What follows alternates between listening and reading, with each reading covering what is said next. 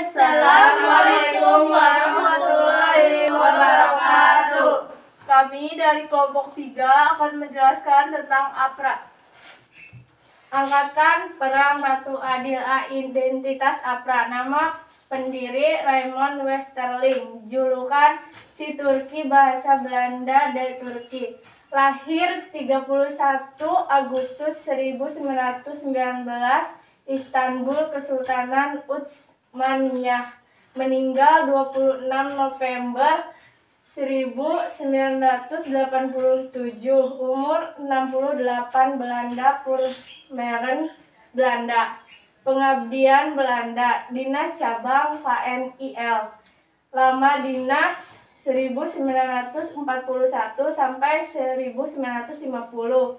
Pangkat komandan Komando Depot Spesiali Trope DST. Perang pertempuran.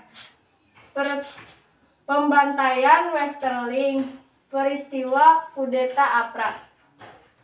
Angkatan Perang Ratu Adil. Deskripsi. Angkatan Perang Ratu Adil adalah milisi dan tentara swasta pro Belanda yang didirikan pada masa Revolusi Nasional Indonesia. Milisi ini didirikan oleh mantan Kapten DST KNIL Raymond Westerling setelah demobilisasinya dari Kesatuan Depot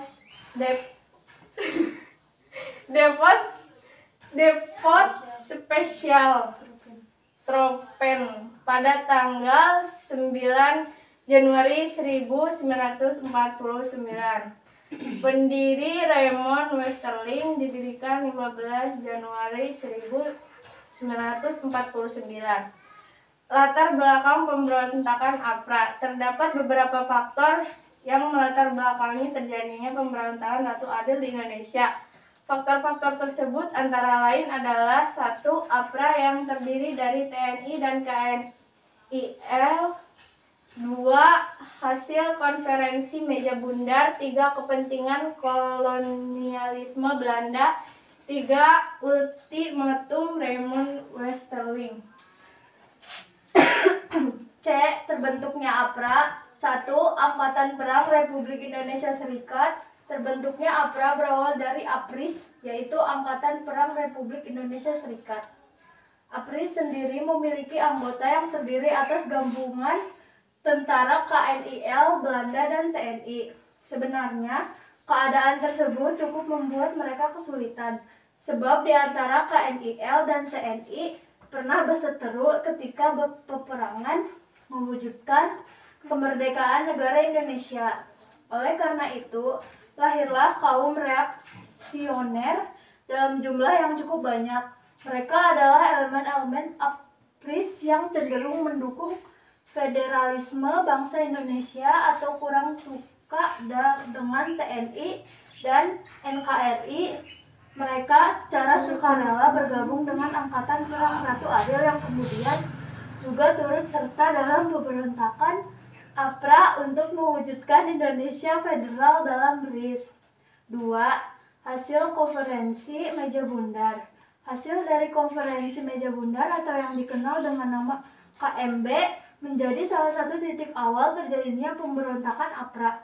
Konferensi tersebut diselenggarakan di Den Haag pada tahun 1949. Konferensi ini menghasilkan gagasan yang cukup menghebohkan, yaitu adanya rencana akan dibubarkannya Negara Republik Indonesia Serikat atau RIS. Menindaklanjuti berita ini, Raymond Westerling bekerja sama dengan Sultan Hamid II untuk mendirikan APRA guna melakukan perlawanan kepada pemerintahan Republik Indonesia. Sultan Hamid II sendiri lebih berpihak kepada aliran negara federal RIS, sehingga tidak menghendaki hilangnya RIS. Pemberontakan APRA tersebut sebagai usaha untuk mempertahankan keberadaan negara RIS. 3. Kepentingan Belanda. Pemberontakan APRA juga disebabkan karena Belanda ingin menjajah atau setidaknya menanam kepentingan politik dan ekonominya di Indonesia.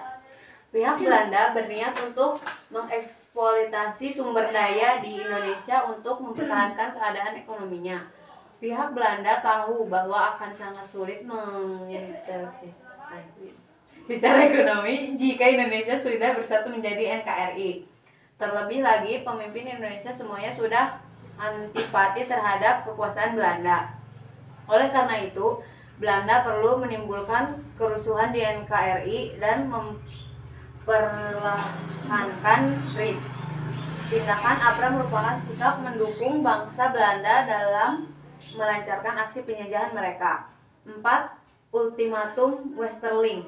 Raymond Westerling yang merupakan pimpinan APRA memberikan sebuah ultimatum pada pemerintah RIS ketika APRA belum lama terbentuk. Pilihannya menginginkan supaya APRA dijadikan pasukan yang berstatus resmi. Di samping itu, pihaknya juga menginginkan untuk memegang penuh kekuasaan militer di daerah Pasundan. Akan tetapi karena permintaan tersebut tidak dipenuhi oleh pihak pemerintah, maka anggota merencanakan perampasan kekuasaan melalui pemberontakan APRA. Pemberontakan ini berpusat di sekitar wilayah Jakarta dan Bandung, dua kawasan yang memiliki nilai kepentingan tinggi bagi bangsa Indonesia dan RIS pada saat itu. D. Tujuan pemberontakan APRA. Ada beberapa tujuan APRA yang perlu Anda ketahui, diantaranya 1. Mempertahankan negara RIS. Tujuan APRA yang utama adalah untuk mempertahankan negara RIS. Berbagai perundingan yang dilakukan antara Indonesia dengan Belanda saat mediasi Australia selalu menghasilkan keputusan yang merugikan pihak Indonesia. Dengan begitu, demi menjaga perdamaian antara kedua negara, pemerintah Indonesia tetap menghimbau supaya seluruh pihak menerima keputusan tersebut. Namun justru pihak Belanda yang melanggar keputusan dalam perundingan dengan melakukan penyerangan berupa agresi militer 1 dan 2. Setelah adanya pelanggaran perjanjian ini, kedua pihak kembali dipertemukan dalam perundingan KMB yang kemudian memutuskan bahwa Indonesia menjadi negara federal. APRA mengakui bahwa keberadaannya merupakan bagian dari negara Indonesia. Federal itulah mengapa APRA dapat memasuki wilayah Indonesia dan berhasil menundukkan satu di antara beberapa negara bagian pada saat itu. Setelah itu, barulah mereka melancarkan aksinya untuk membuat Indonesia kembali terpecah belah dan kembali berada di bawah kekuasaan Belanda. 2. Mengganggu proses pengakuan kedaulatan Indonesia oleh Belanda. Tujuan APRA yang lainnya adalah mengganggu proses pengakuan kedaulatan Republik Indonesia oleh Belanda. Salah satu pihak yang mengupayakan kegagalan kedaulatan Republik Indonesia yaitu Panglima tertinggi dari tentara Belanda, yaitu Letjen Burman van Breden. Pihaknya selalu menghalangi proses diakuinya Indonesia sebagai negara yang berdaulat. Namun pada akhirnya kedaulatan Republik Indonesia diakui oleh Belanda tepatnya di tanggal 27 Desember 1949. Pada saat itu Indonesia sudah menjadi negara yang berbentuk republik dan telah terlepas dari bentuk negara federal. 3. Mempertahankan adanya tentara APRA sebagai tentara di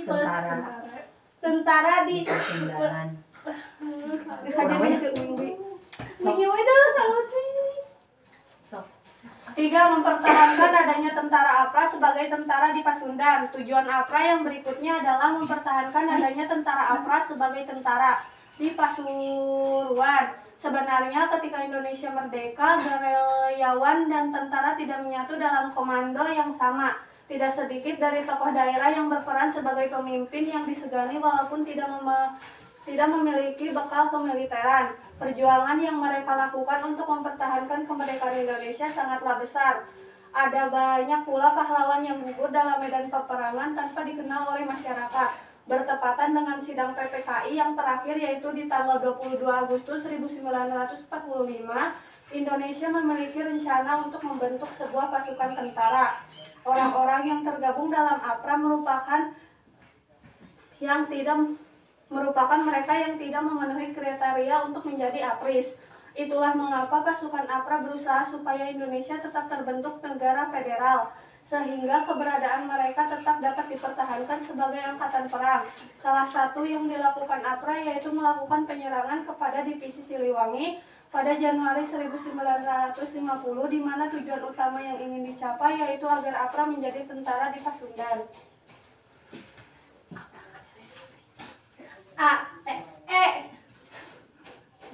Dampak bagi bangsa Indonesia setelah mengetahui tujuan APRA, Anda juga harus mengetahui dampak yang diperoleh bangsa Indonesia waktu itu. Salah satu dampak langsung yang bisa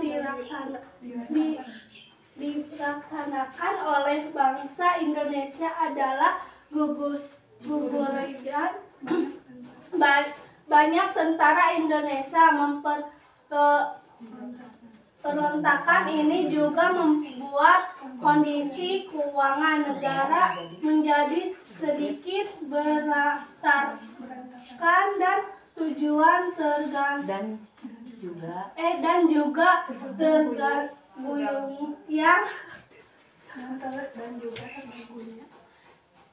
dan terganggunya keamanan dari rakyat Indonesia. Namun ada juga dampak positif yang terjadi, yaitu peningkatan dari rasa saling memiliki, persatuan dan